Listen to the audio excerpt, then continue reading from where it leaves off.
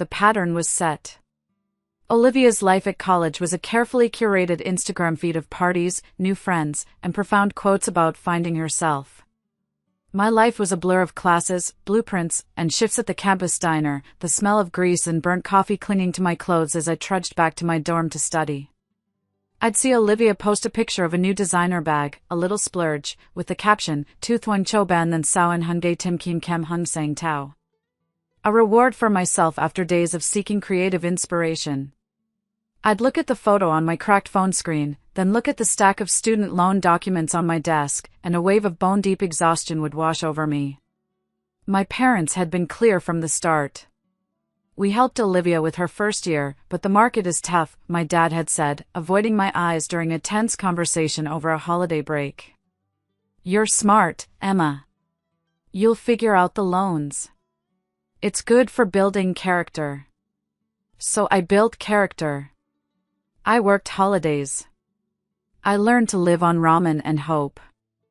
I learned how to patch my own clothes and fix my own leaky faucet. I never asked for a dime. My boyfriend, Jason, was supposed to be my escape from that.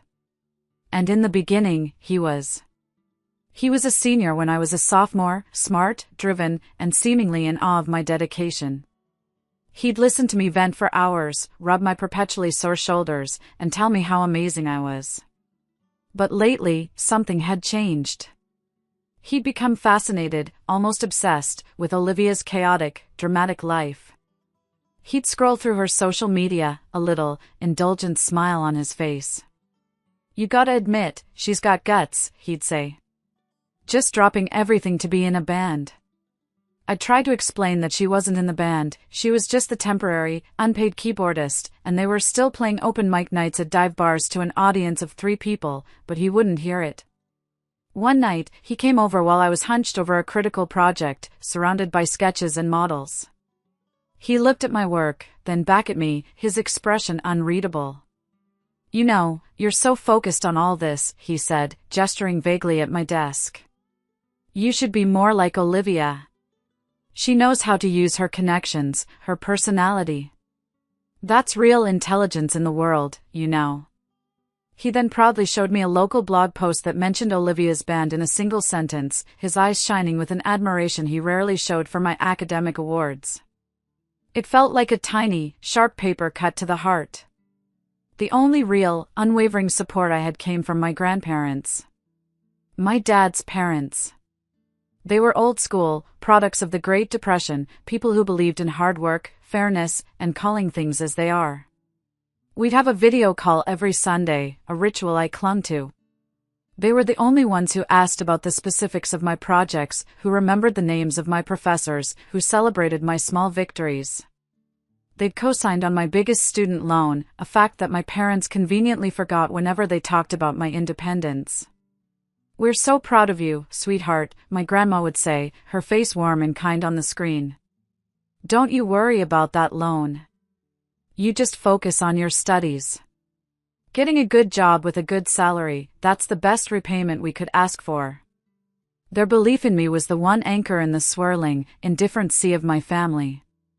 And now, as the silence of my mom's rejection echoed in my ears, they were the only people I could think to call. After hanging up with my mom, I gave it one last shot. I tried to reason with my dad. I called him, hoping he'd be the voice of sanity, the one to say, "Your mother is being ridiculous, of course we'll be there." It was a short, brutal conversation. "Your mother told you," he said, his voice firm, leaving no room for argument. "Olivia needs us. It's a family matter. End of discussion." "I'm family too," I said, my voice cracking, the sound of my own desperation sickening me. "I'm your daughter, and I'm graduating with honors. I did everything you ever asked of me. Doesn't that matter at all?" "Don't take that tone with me, Emma," he said, his voice dropping into a low warning. "You've always been the less needy one. The strong one. Be a grown-up about this." He hung up. Be a grown-up. The words bounced around in the echo chamber of my head. Being a grown-up, in my family, meant swallowing your own needs, your own triumphs, to make space for Olivia's endless, dramatic failures. It meant being a silent, supportive prop in the ongoing theater of her life. I felt a wave of despair so intense it almost buckled my knees. I needed someone, anyone, to be in my corner. With a shaking hand, I called Jason. His voice was hesitant from the moment he answered. "Hey, you okay? You sound weird." I told him everything, the words tumbling out in a rush of hurt and disbelief. I laid out the whole, insane scenario. I expected outrage on my behalf. I expected him to say, "That's insane, screw them, I'm coming to your graduation and we'll have the best celebration ever, just the two of us." Instead, there was a long, telling pause. "Wow," he finally said, the word landing with a thud. That's rough." "Rough? Jason, they're not coming. They're throwing her a party instead." I know, but look, I can kind of see where they're coming from," he started, and my blood ran cold. "I mean, Olivia's really going through it. She told me the band is talking about replacing her. Her confidence is totally shot." The world tilted on its axis. "You've been talking to her?" "Yeah, just checking in. She texts me sometimes. She needs friends right now. And, well, I kind of told her I'd stop by the party. You know, just to show some support." The floor fell out from under me. It was a physical sensation, a dizzying lurch in my stomach. My boyfriend was choosing to attend a pity party for my dropout sister over celebrating the single biggest achievement of my life. The betrayal was so complete, so absolute, it was almost clarifying. It was a perfectly drawn diagram of my worth in his eyes. "You're going to her party," I said, my voice dangerously quiet, all the emotion drained from it. "Just for a bit. I swear. I'll come see you right after, I promise." But I knew he was lying. I could hear it in the frantic, placating tone of his voice. He wasn't going to support a friend, he was going to be with the girl he found more exciting. The girl who was a project, a drama, not the boring, studious girlfriend who just worked hard and got good grades. That was it. The giant nuoc tran ly. The final drop that makes the glass overflow. In that moment, something inside me didn't just break, it hardened. The tears that had been threatening to spill for the last hour simply evaporated. The hurt was still there, a deep, throbbing ache, but it was now encased in a shell of ice-cold fury. I was done being the understanding one. I was done being the grown-up. I was done crying over people who wouldn't shed a single tear for me. My hand was shaking, but my voice was steady as I said, "No, Jason. Don't bother." I ended the call before he could reply, the click of the button feeling like a final, decisive act. I sat in the ringing silence, the two betrayals echoing in the small room. My family. My boyfriend. All of them on Team Olivia. I was completely and utterly alone. And in that solitude, a new, terrifying resolve took root. I was not going to let them erase me. I was not going to be the quiet, forgotten foundation any longer. I was going to be the earthquake that shook the whole rotten structure to the ground. I picked up the phone one last time. My fingers were steady as I dialed the number for the only allies I had left in the world. My grandparents. When my grandmother answered, her cheerful "Hello, dear," almost broke me. For a second, the image of myself as a little girl, crying in her arms, flashed before my eyes. But I held it together. I told them everything, my voice not wavering, laying out the facts of the party and Jason's decision with the detached precision of an architect describing a flawed structure. I didn't cry. I presented my case. There was a stunned silence on the other end of the line. Then, I heard my grandfather's booming voice, laced with a disbelief that was rapidly turning to anger. "They're doing what?" "They're throwing a party for Olivia," I repeated calmly. "On the day of my graduation." That's the most ridiculous, insulting, backwards thing I've ever heard, my grandmother said, her voice shaking with a fury that was all the more potent for its quietness. After all your hard work. After everything you've done on your own. And then she said the words that would change everything. The words that would become the fulcrum on which my entire life would pivot. Wait a minute, she said slowly, a new, sharp, analytical tone in her voice. You said you had to take out student loans. Your parents told us they needed money from us every month to help pay the tuition for both of you. They said they were splitting it evenly. I froze, my mind struggling to process her words. What are you talking about? What money? Your inheritance, honey, my grandfather cut in, his voice grim and heavy. We set up a trust fund years ago for you and Olivia, to be used specifically for your education.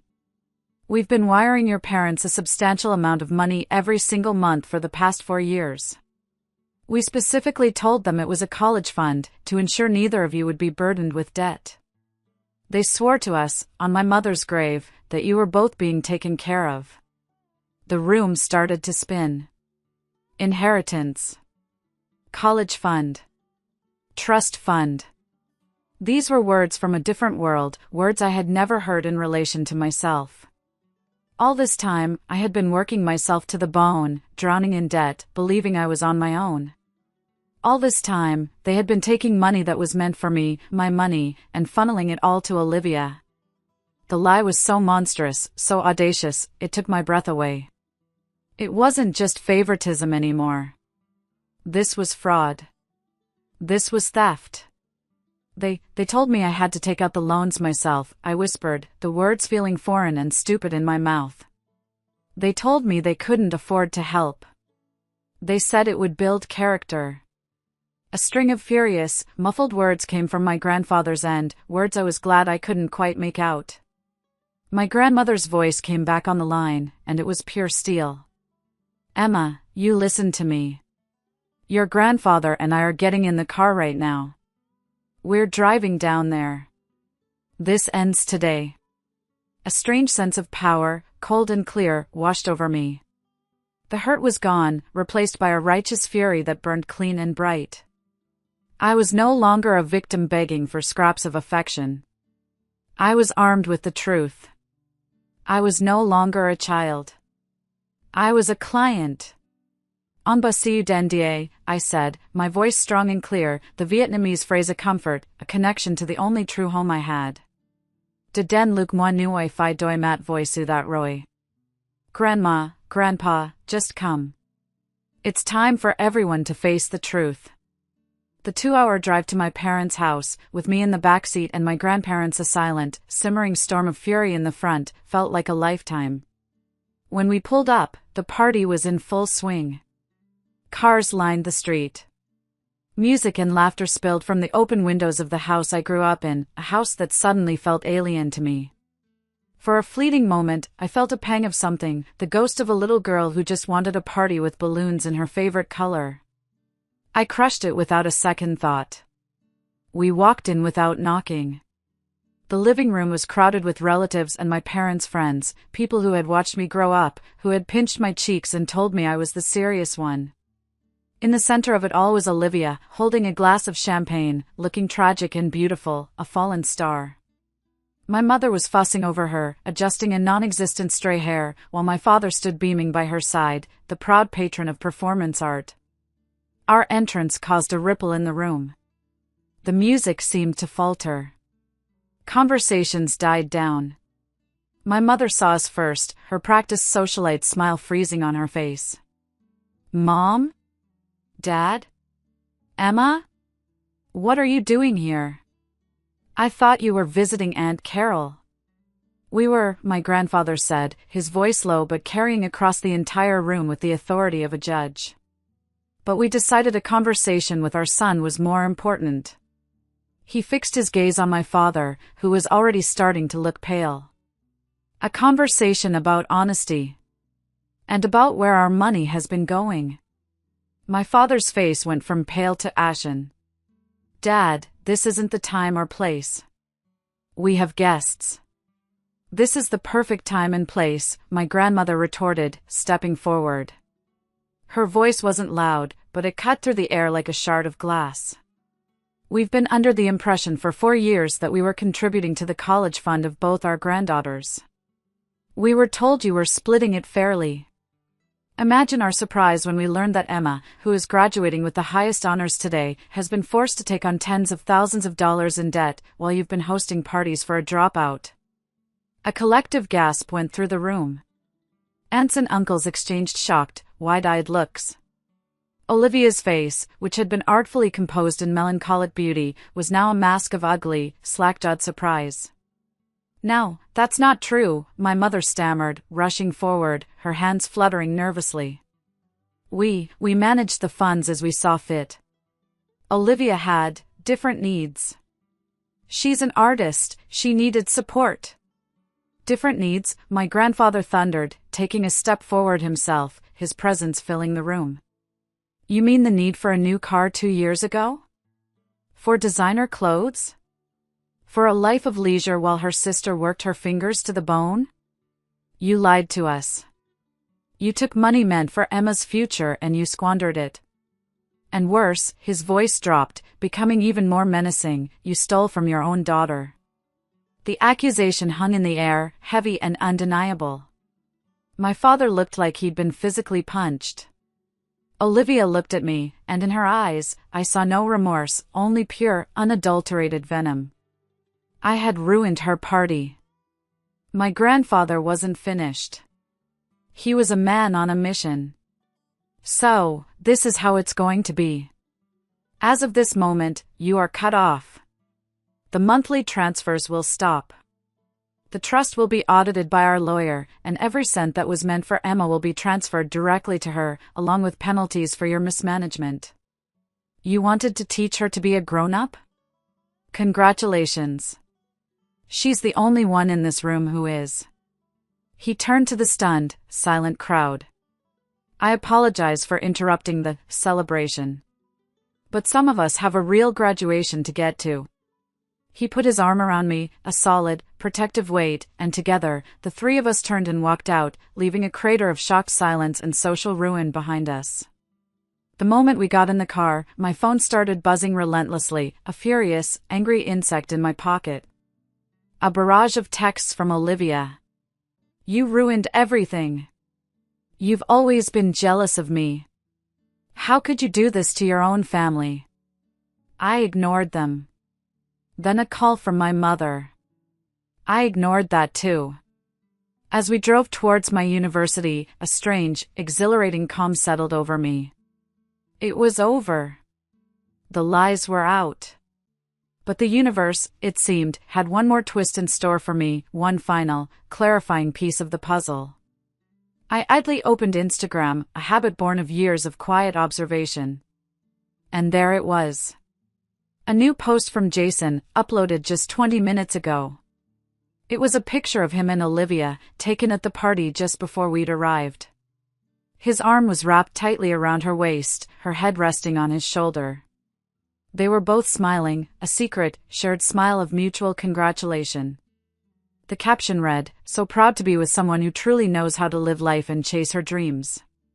Congratulations on your new chapter, my love." My love. The words blurred.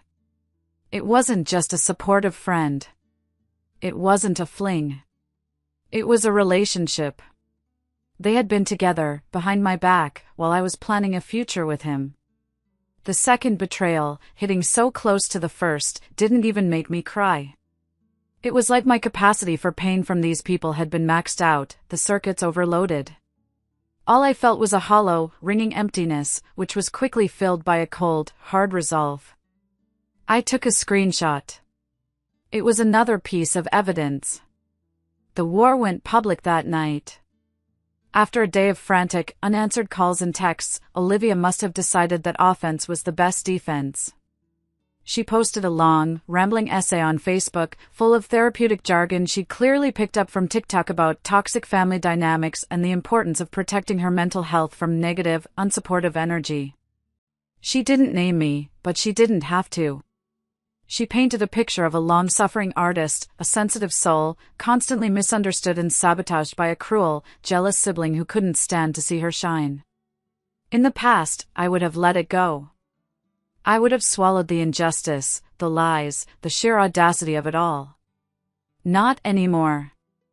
I went to the comments section. I didn't write a long, emotional reply. I just posted 2 images. The first was the screenshot of my student loan balance, showing a staggering 5-figure debt. The second was a photo I'd found on Olivia's own feed from a few months back, her posing with a brand new, multi-thousand-dollar designer handbag in front of the new car my parents had bought her. I added a single sentence underneath, "You're right, Olivia. We did have very different needs." The internet did the rest. The explosion was immediate and spectacular. The first comment was from a guy I didn't know, one of Olivia's college classmates. "Wait, is this the sister she's talking about? The one who just graduated summa cum laude? I had a class with her, she's a genius." Then, a former member of her so-called band chimed in. "This is hilarious. We told Olivia she was only a temporary fill-in and that she absolutely should not drop out of college for a few bar gigs. She laughed and told us her parents were paying for everything anyway, so it didn't matter." My friends from the architecture program, the ones who had seen me fall asleep in the library, the ones I'd shared instant noodles with at 3 a.m. while stressing over deadlines, they came to my defense. They didn't attack Olivia. They just told stories of my kindness, my work ethic, my willingness to help anyone who asked, painting a picture of a person so diametrically opposed to the villain in Olivia's narrative that it made her lies look even more pathetic. The final nail in the coffin came from Jason himself. He commented on Olivia's post, a desperate, tone-deaf attempt to defend her. "At least she's not boring," he wrote. The pathetic, childish comment was the final confirmation for everyone. It revealed the entire story in 4 words. He had left the hardworking, boring girl for the flashy, dramatic one who came with a trust fund he didn't know was about to run dry. The backlash was swift and brutal. Olivia was exposed as a liar, a thief, and a cheat. Within an hour, her post, along with her entire profile, was deleted. But the screenshots were already everywhere. The truth was out, and it couldn't be taken back. The day of my graduation was bright and sunny. I wore my cap and gown, and the weight of it on my shoulders felt earned, real, and all mine. My grandparents sat in the front row, their faces beaming with a pride so pure and uncomplicated it almost made me emotional. I walked across that stage, shook the dean's hand, and accepted my diploma. It wasn't just a piece of paper. It was a testament. It was a symbol of survival. It was proof that I could build something beautiful and strong, even when the foundation I was given was rotten. After the ceremony, as my grandparents and I were taking pictures by the campus fountain, basking in the glow of the afternoon sun, I saw them. My parents and Olivia, standing awkwardly by the edge of the parking lot. They looked smaller, diminished, stripped of their usual confident swagger. They saw me and started walking over, their faces a carefully constructed mask of shame and desperation. We met on the manicured lawn, a perfect, green stage for our final act. The air was thick with things unsaid, with years of resentment and neglect. "Emma," my mother began, her voice trembling, reaching for my hand. I instinctively pulled it back. That was a beautiful ceremony. We watched the live stream on our phone. "We're so sorry. We were so wrong. We made a mistake," my father added, his eyes fixed on a point somewhere over my shoulder. "A terrible mistake. We let things get out of hand." Olivia just stood behind them, staring at the ground, the very picture of a chastened child. I listened to their apologies. They were the right words, the words I had longed to hear for years. But the feeling behind them, the intention, was all wrong. It was the frantic, hollow apology of someone who had been caught, not someone who was truly sorry for the hurt they had caused. They weren't sorry for what they did to me, they were sorry for the consequences they were now facing. They were sorry the money was gone. They were sorry their perfect image had been shattered in front of their friends and family. I let the silence stretch for a moment, letting their empty words hang in the air and dissolve. Then I looked my mother straight in the eye. Bon mi sai roi. Kanhei no ionba, she started, her voice pleading, getting to the real point. We were wrong. Please tell your grandparents. I held up a hand, a simple, quiet gesture, and she fell silent. This was never about the money, I said, my voice quiet but firm, resonating with a finality that surprised even me. It was about the fact that in 22 years, you never once really saw me. You saw utility. A backdrop for Olivia's drama. This apology isn't for me. It's for your bank account. It's for your reputation. And it's too late. I turned to my grandparents, who were watching with quiet, unwavering support. Are you ready to go? We have a reservation at that Italian place you love. I walked away with them, and for the first time in my life, I didn't look back.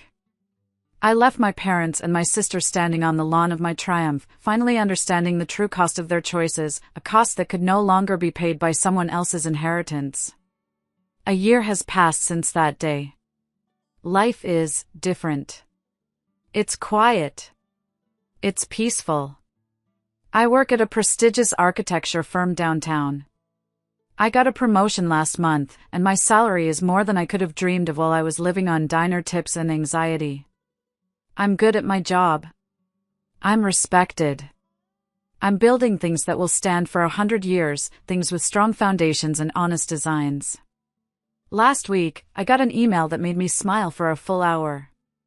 It was from a first-year student at my old university, a bright young woman from a low-income family. She was the first recipient of the Emma, my last name, Perseverance Scholarship, a small fund my grandparents and I set up to help students who, like me, were doing it all on their own. She wrote to thank me, to tell me that the scholarship meant she could quit one of her 2 jobs and actually join a study group. It felt better than any apology ever could. It felt like turning poison into medicine. I hear things sometimes, through the family grapevine that still tries to reach me. A gossipy aunt called a few months ago. Olivia and Jason broke up.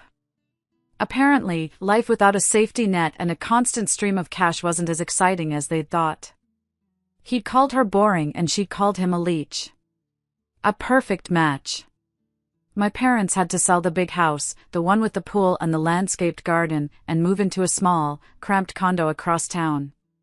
They try to call sometimes, on birthdays and holidays. I don't answer.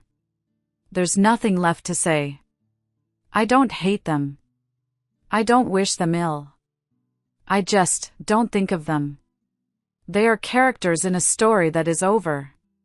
My story is just beginning.